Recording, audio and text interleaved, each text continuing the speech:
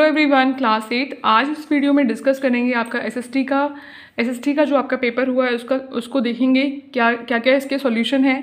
एक बार आप लोग चेक कर लेंगे। जिन लोगों का कल एग्ज़ाम है वो इस पेपर को अच्छे से देख के जाएंगे कि आपके एग्ज़ाम में किस टाइप के क्वेश्चन जो हैं वो आ सकते हैं। इस वीडियो के एंड में मैं आपको मैप क्वेश्चंस जो इंपॉर्टेंट मैप क्वेश्चंस हैं उनको भी बताऊंगी, तो वीडियो को एंड तक देखेंगे। सबसे पहले तो देखो, विच of the following is the factor of soil formation. तो इनमें से कौन सा फैक्टर है बेटा सॉइल फॉर्मेशन का? तो यहाँ पे आंसर हो जाएगा ऑल ऑफ द अबव। ठीक है। और एक बात और बेटा, जो आपका जो पेपर आया है उसको पूरा एनालाइज करने के बाद में हमें ये समझ में आया है कि जो आपका जो मिड टर्म के बाद वाला सिलेबस है उससे ज़्यादा क्वेश्चंस आए हैं as compare to mid term के पहले वाले सिलेबस से। ठीक है। तो आप लोग मिड टर्म के जो बाद वाले चैप्टर्स हैं उनको अच्छे से पढ़ के जाएंगे जिन बच्चों का एग्ज़ाम कल है। ठीक है। और इसके बाद नेक्स्ट क्वेश्चन देखो क्या बोल रहे हैं, moss is a natural vegetations of. तो यहाँ पे आपका ऑप्शन नंबर बी जो है वो करेक्ट ऑप्शन है। नेक्स्ट देखो क्वेश्चन क्या बोल रहे हैं, which of the following is not a feature of Indian constitution. तो इनमें से इंडियन कॉन्स्टिट्यूशन का कौन सा फीचर नहीं है? अभी ये एमसीक्यू फॉर्म में आ रखा है क्वेश्चन, हो सकता है कि आपके एग्जाम में क्वेश्चन फॉर्म में पूछ लें कि इंडियन कॉन्स्टिट्यूशन के फीचर्स कौन कौन से होते हैं। तो आप लिखेंगे कौन कौन से फीचर्स होते हैं बेटा, फेडरलिज्म, पार्लियामेंट्री सिस्टम और फंडामेंटल राइट्स। तो आप तीन जो पार्ट हैं वो फीचर है यहाँ पर इंडियन कॉन्स्टिट्यूशन के। सेंट्रलाइजेशन ऑफ पावर नहीं होता है इंडियन कॉन्स्टिट्यूशन का फीचर, तो इसलिए बी जो ऑप्शन है वो क्या है, इसका करेक्ट आंसर हो जाएगा। ठीक है। नेक्स्ट क्वेश्चन देखो क्या बोल रहे हैं, which of the following statement is incorrect. Rajya Sabha के बारे में कौन सी स्टेटमेंट जो है वो इनकरेक्ट है? राज्यसभा में 233 मेंबर्स होते हैं, बिल्कुल सही बात है। 12 मेंबर्स जो होते हैं वो नॉमिनेटेड होते हैं राज्यसभा। किसके द्वारा नॉमिनेटेड होते हैं बेटा? प्रेसिडेंट के द्वारा। ये भी बिल्कुल सही बात है। और वाइस प्रेसिडेंट जो होता है, vice president of the country is the chairman of Rajya Sabha. ये भी क्या है, बिल्कुल सही बात है। ठीक है। इसमें से रॉन्ग स्टेटमेंट कौन सा है, the member of Rajya Sabha are elected directly by the people. तो मेंबर ऑफ राज्यसभा जो है वो लोगों के द्वारा नहीं इलेक्टेड होते हैं। मेंबर ऑफ लोकसभा जो होते हैं बेटा वो लोगों के द्वारा इलेक्टेड होते हैं, इसलिए जो डी ऑप्शन है वो इनकरेक्ट ऑप्शन है। ठीक है। नेक्स्ट क्वेश्चन क्या होता है, नेक्स्ट क्वेश्चन में देखो क्या बोल रहे हैं, which governor general had started the policy of doctrine of lapse. ठीक है। तो जो डॉक्ट्राइन ऑफ लेप्सी है वो किस गवर्नर जनरल ने स्टार्ट किया था? डॉक्ट्राइन ऑफ लेप्सी क्या होता है कि जैसे मान लीजिए किसी भी राजा का कोई दत्तक पुत्र नहीं है या फिर उसके जो उसका वंशज है, मतलब जो उसका पुत्र है उसकी डेथ हो चुकी है या वो बहुत छोटा है, तो वो राजा जो है वो ब्रिटिश के अधीन हो जाएगा, ऐसा कहा गया था डॉक्ट्राइन ऑफ लेप्सी में। तो ये किस गवर्नर जनरल ने स्टार्ट किया था? वो थे लॉर्ड डलहौजी। ठीक है। फिर पूछ रहे हैं, in which state are Vijayanagar and Bhadravati iron and steel centre located. तो ये कौन से स्टेट में है? महाराष्ट्र में है। और फिर नेक्स्ट क्वेश्चन पूछ रहे हैं, which of the following industry is an example of cooperative sector. तो यहाँ पे आनंद मिल यूनियन लिमिटेड ये इंडस्ट्री हो जाएगा आपका आंसर। नेक्स्ट क्वेश्चन पूछ रहे हैं, हु फाउंडेड शांति निकेतन। तो किसने शांति निकेतन की स्थापना किसने की थी बेटा? तो यहाँ पे आंसर हो जाएगा आपका Rabindranath Tagore.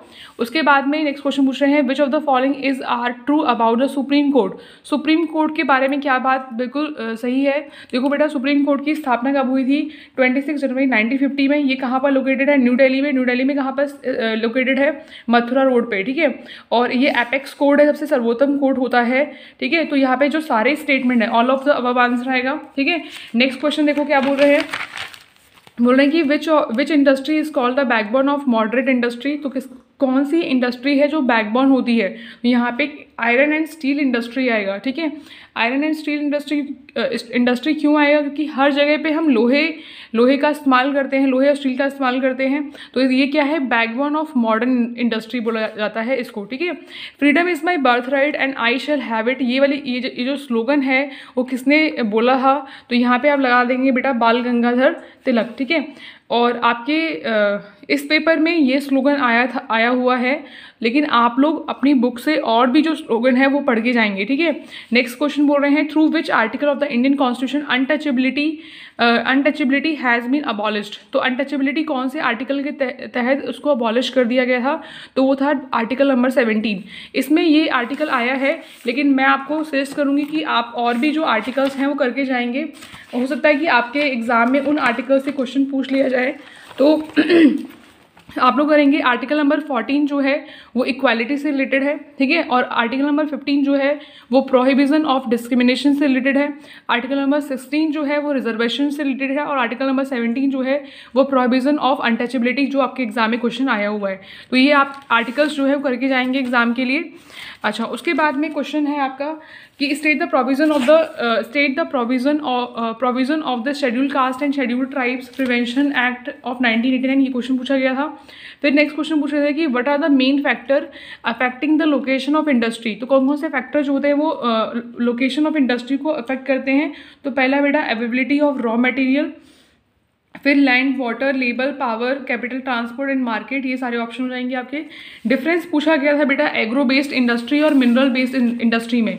Agro based industry और मिनरल बेस्ड इंडस्ट्री के बीच में आपसे डिफरेंस पूछा था। तो आप लिखेंगे यहाँ पे आंसर कि जो एग्रो बेस्ड इंडस्ट्री होती है वो किस पे बेस्ड होती है, प्लांट और एनिमल के ऊपर बेस्ड होती है इंडस्ट्री। एग्रो बेस्ड जो है वो प्लांट और एनिमल के ऊपर बेस्ड होती है इंडस्ट्री, और जो मिनरल बेस्ड होती है वो डिपेंड होती है मिनरल्स के ऊपर, ठीक है, मिनरल और एंड देयर रॉ मटेरियल के ऊपर। तो जो एग्रो बेस्ड इंडस्ट्री है उसमें एग्जांपल लिखेंगे आप फूड प्रोसेसिंग, वेजिटेबल ऑयल आएगा, और मिनरल इंडस्ट्री में लिखेंगे iron made from iron ore, ठीक है, ये एग्जांपल आप लिख कराएंगे मिनरल बेस्ड इंडस्ट्री में, ठीक है। नेक्स्ट क्वेश्चन क्या बोल रहे हैं आपसे व्हाट इज PIL।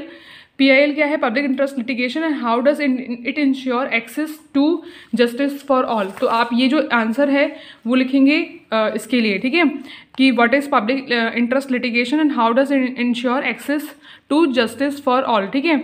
और एक क्वेश्चन पूछा गया है आपसे कि Wood dispatch was implemented by the east India company in 1854, how was it an important step for the Indian education system. Section C में जो आपका क्वेश्चन पूछ रहे हैं वो क्या पूछ रहे हैं, right a short note on the structure of judiciary in India. तो देखिए जुडिशरी को हमने 3 पार्ट में डिवाइड किया है बेटा, district court and high court and supreme court. आप सबको पता है जो जुडिशरी होती है वो एक इंडिपेंडेंट आइडेंटिटी है, किसी के भी ऊपर डिपेंड नहीं होती है, और साथ में जो जुडिशरी होती है वो नज़र रखती है किसके ऊपर, लेजिस्लेटिव के ऊपर भी बेटा, और किसके ऊपर, एग्जीक्यूटिव के ऊपर भी, कहीं कुछ गलत तो नहीं कर रहे हैं वो लोग।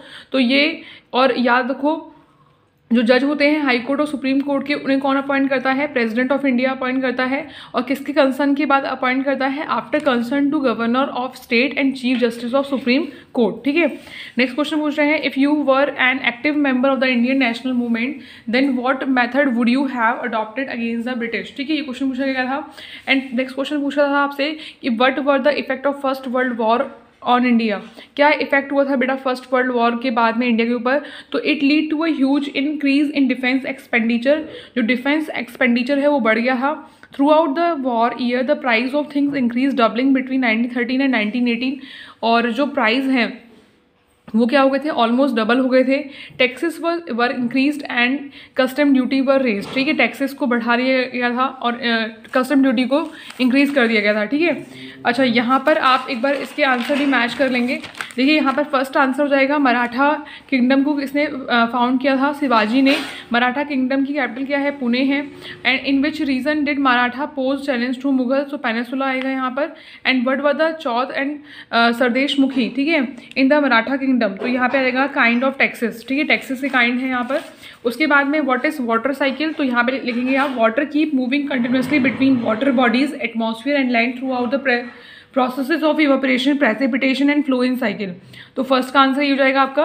फिर पूछ रहे हैं where does the human use water, तो यहाँ पे आपका आंसर आएगा drinking, washing, agriculture, industry, electricity production etcetera, ठीक है।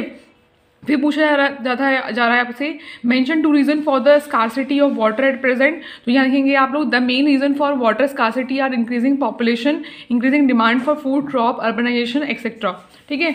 उसके बाद में आपका नेक्स्ट जो है नेक्स्ट क्वेश्चन में many types of gases, dust particle and water vapour are present in atmosphere आएगा इसका answer.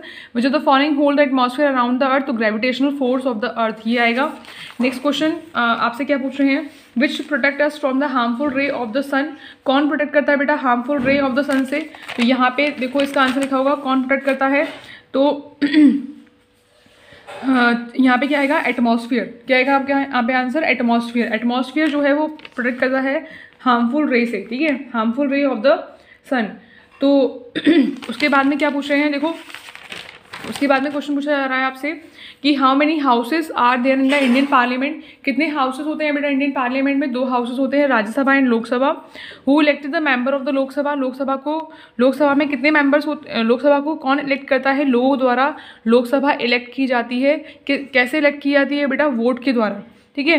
And what is the least number of member needed by the political party in the Lok Sabha to form government, कितने लोगों की जरूरत पड़ती है लोकसभा में, तो ये 543 मेंबर्स होते हैं किसके अंदर, लोकसभा के अंदर, ठीक है। और 233 मेंबर्स होते हैं राज्यसभा के अंदर, प्लस 12 मेंबर्स जो है वो प्रेसिडेंट के द्वारा इलेक्टेड किए जाते हैं, ठीक है। लोकसभा के फंक्शंस क्या होते हैं, election of political executive is an important function of the Lok Sabha. और आपका जो मैप है वो ये आया हुआ था, इन प्लेसेस को आपको दिखाना था पॉलिटिकल मैप के ऊपर, झांसी, लखनऊ, दिल्ली, बनारस, मेरठ और नीमच, ठीक है। उसके बाद में यहाँ पर मैं आपको कुछ इंपॉर्टेंट मैप बता देती हूँ। एक तो 1857 का जो रिवॉल्ट था उसके कर लेना मेरठ, दिल्ली, ग्वालियर, लखनऊ, कानपुर और झांसी।